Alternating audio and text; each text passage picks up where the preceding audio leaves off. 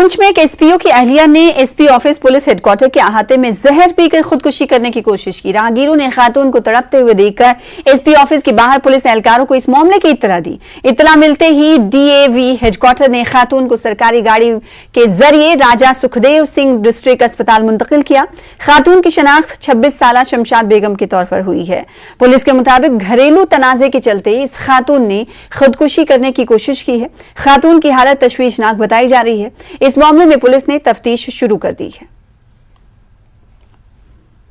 Phone किया तो police की गाड़ी आई तो इसको उठाया, बोलने लगे भाई कोई लेडी साथ में चलो, बच्ची है इसके साथ, तो हम इसके साथ आ गए। आप कहाँ रहते हो? हम उधर अस्पताल के पास रहते हैं। एक लेडी है, पुलिस ने लाई हुई थी, कहीं पड़ी हुई थी, शमशाद बेगम वाइफ ऑफ फाकम दीन आरो गुलपुर।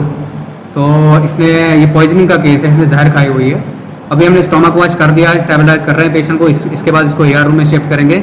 तो आपके मीडियम से रिक्वेस्ट कर रहे हैं कि अभी इसका घर वाले में कोई साथ नहीं है, तो अगर आपके मीडियम से किसी तक की बात पहुंचती है, उनके घर वालों तक बात पहुंचती है, तो वो प्लीज़ काइंडली वो जल्दी आके डिस्ट्रिक्ट हॉस्पिटल पहुंच के इमरजेंसी में आ जाए।